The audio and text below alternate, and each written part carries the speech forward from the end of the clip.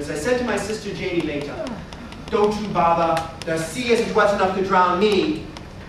I'll never be drowned. And I wasn't either. You see, after Titanic, I had to answer some questions and inquiries in New York City and London. And then I went back to join my old ship, the Oceanic, as first officer. And then World War I broke out.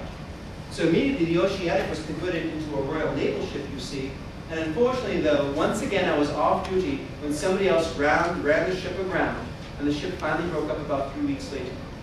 Well, after that I was assigned to a ship where I was in command, and we actually shot at a big Zeppelin. Do you know what a Zeppelin is? Do you know what the Goodyear blimp is? Have you seen the Goodyear blimp over football games and so on? A Zeppelin is much bigger than that. So, but these Zeppelins were used by the Germans, you see, to bomb London. But we shot at it and kept that Zeppelin from bombing London, and I was awarded the Distinguished Service Cross for that. A little bit later, I was in another boat that actually rammed into a German submarine, and I was awarded another Distinguished Service Cross for that. And finally, when I left World War I was a full commander, and I went back to the White Star Line. But you know what? The new owners of the White Star Line, they wanted us to just go away, me and the other surviving officers, because they didn't want to be reminded of the Titanic. So they wouldn't promote us. Even though I had all of this experience, and I was very lucky indeed, I never got further than chief officer. So finally, after 20 years with the White Star Line, you know what I did? I quit, without so much as a thank you from the management. So I went on to do property speculation. My wife and I, we raised chickens, we did all kinds of different things. And then World War II broke out.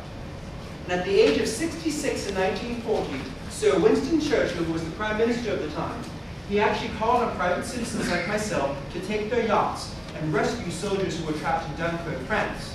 And so my eldest son, Roger, and I, remember I was 66 years old, we took my private yacht, the Sundowner, which was a 55-foot yacht, and never held more than 21 people before.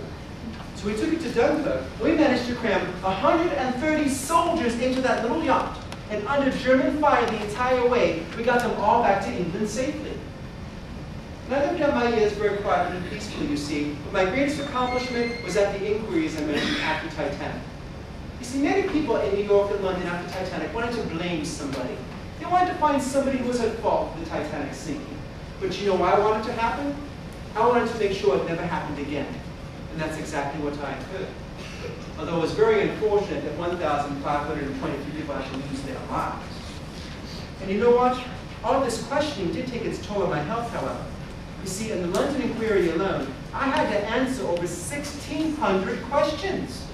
Some of you can't even count to 1,600, can you? That's how many questions I had to answer.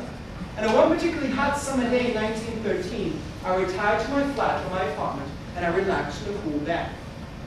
However, when my wife Sylvia came in, she found me lying in the bathtub with a look of frozen horror on my face. It seems the cold water of the bathtub had put me into a mild state of shock, as it reminded me of being in that frigid cold water the night of April 14th and 15th of 1912.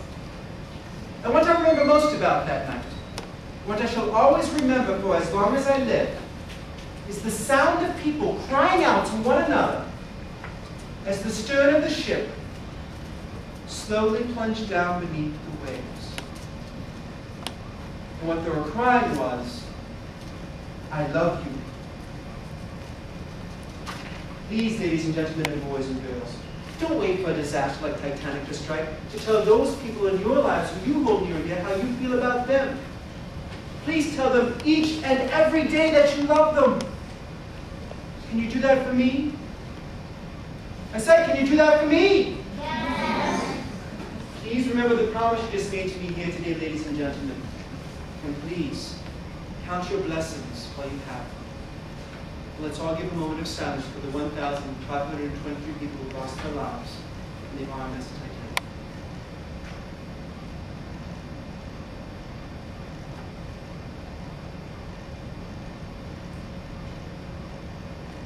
Now, as I said, since Titanic, many things changed, and not a single life has been lost since due to icebergs. But there have been many close calls. And probably the most remarkable happened in 1935, 23 years after Titanic sank. You see, there was a ship that was traveling in the North Atlantic Ocean in the month of April in the very same waters where Titanic went down. And this was not a passenger ship, mind you, because they weren't allowed to travel that far north anymore. This was a coal ship. And the name of this coal ship, coincidentally, was the Titanic. And on board the Titanic was a crew member by the name of William Reeves. And Mr. Reeves wasn't able to look out that night, and it was very difficult to spot icebergs. But he just got this feeling, this overwhelming sense of doom just washed over him. So he called down to the bridge, "Danger ahead, danger ahead!" So they spun the wheel of the Titanic very quickly.